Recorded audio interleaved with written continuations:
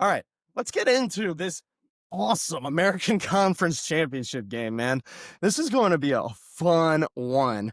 One thing I want to note, this will be the greatest victory and achievement in the University of North Texas's history. Don't fact check me on that. Yeah, the winner of this game is essentially in the playoffs. That's what it.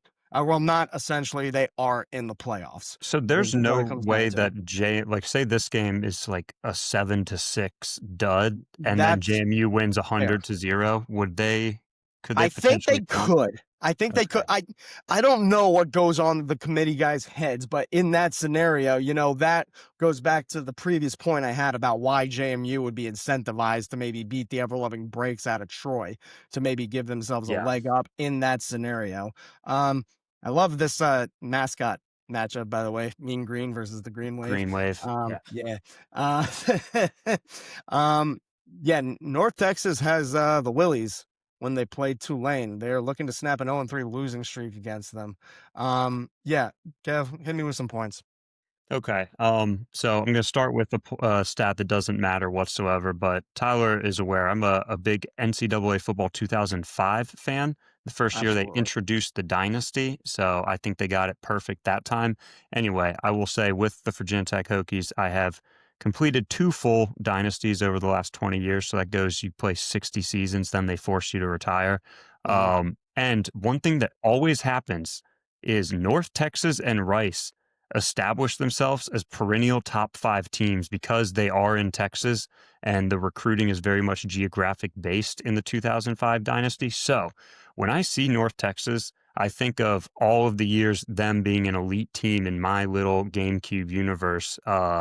And they do it on the ground. They're a team that will run for 300 yards and pass three times a game in NCAA football 2005. That doesn't have any relevance to this, but just want to explain where my head is. Mhm. Another thing, North Texas in real life, they play very clean football. Yeah. 42 penalty yards per game.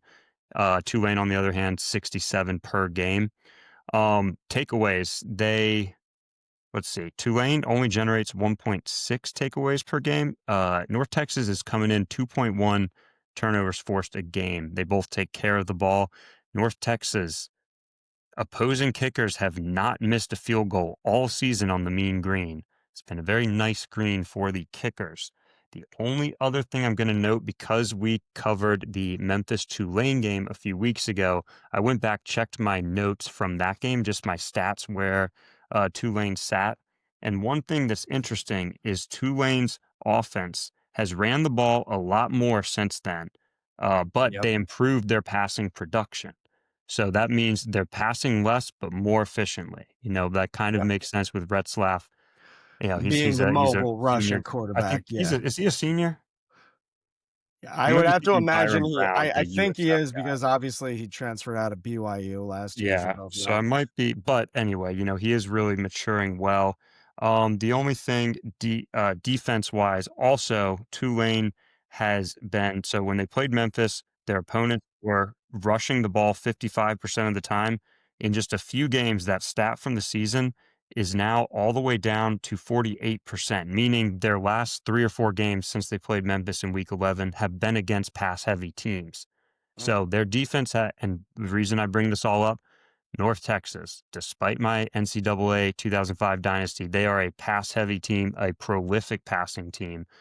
Tulane, I think, is going to, if they're going to have a chance, they're going to have to shut down that passing attack. Not even shut it Yeah. down. They're just going to have to dull it, I think. Yeah, dude. And I mean, Kev, it's like you said, credit to North Texas's team. I mean, right now they're leading the nation in points per game at 46.8.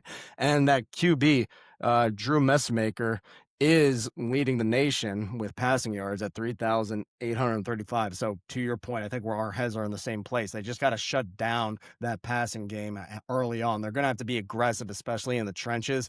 I do think that Jake Retzlaff, despite what you said about him starting to throw the ball a little bit better in the second half of the season. He has a favorable matchup when you look at the rush defense at UNT when they're allowed 224.2 rush yards per game. That puts them at number 133 in the country. Now, Don't know if that's going to play out the same or if Red Sox gonna maybe try to hand off the ball. All I'm saying is during those run pass options, he does have a little bit more breathing room to maybe go those up the gut routes and just do the Thanos fine, I'll do it myself kind of mentality. That being said, Kev, one other thing I wanted to say is Tulane will be the first team in American history to play in 4 consecutive title games, although I will say they only won in 2022. Well, they got the experience there. That's actually fascinating. 5. Yeah, I mean, I guess really conference titles came around what in like the early 2000s. So Right, right, right. yeah, Okay, that's picks? an interesting stat. Yeah, get to the picks. Yeah, we're on the And yeah, I ended up switching up on you. I was North Texas, but one thing I will say, the Tulane, the Green Wave Sports subreddit, their subreddit moderators, very, very kind to me, very nice to me. yeah, Yeah, and they asked, I'm gonna switch this. I don't know why I took North Texas. I went Tulane. I, dang, what a I twist. And yeah, the whole, aside from their moderators being nice, the main reason is I watched that entire Tulane Memphis game, and there were points in that game where no matter what Memphis threw at them, they could not stop Tulane's offense. At best, your DBs they lock down and there's no open receivers, but still 50% chance that Retzlaff is going to be able to run yep, for the first down. It was methodical watching him go down the field against a team Memphis that I was very high on at the time. So yeah, it's a close game. I yeah. like Tulane. Yeah, for me, it's kind of a little bit of a vibe pick, because I think Tulane having the home field advantage here, they might have a weather advantage too. It looks like it's going to rain, which is something they're probably a lot more used to down there in the swamp. And on top of that, like they're just a more proven championship team. Like they know how to handle this kind of scenario a lot better.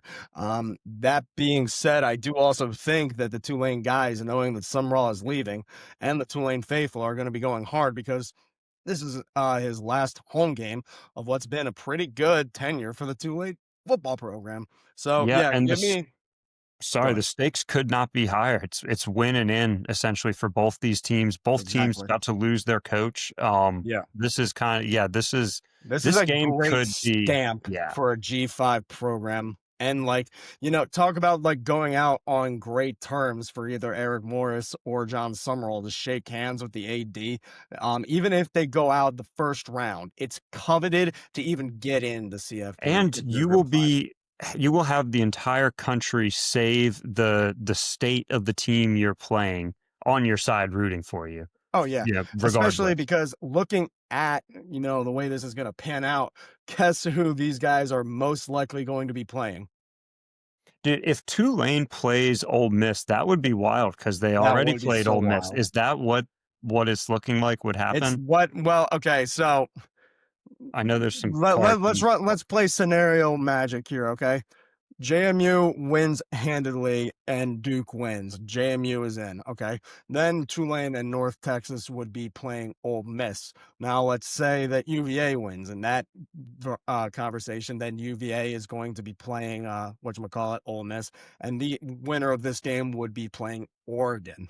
So I yeah. gotta say though, that's another. These guys are probably rooting for Duke then too, because they probably want to play at Ole Miss more than they want to go to play in Oregon for the game.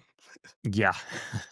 Well, All right. I'm very excited for this game, but I guess we move on to the next one into the Oh wait, Power 4. before we do that, No. if you're watching just this video, yeah, we're getting into being professional now. If you're watching just this video, not the elongated version, remember to like and subscribe. So happy to everybody and so grateful to everybody that tunes in every week to listen to our two idiotic amateur inputs on these games. We love doing it and we want to continue to do it. Comment whatever teams you want us to talk about when the college basketball season comes around.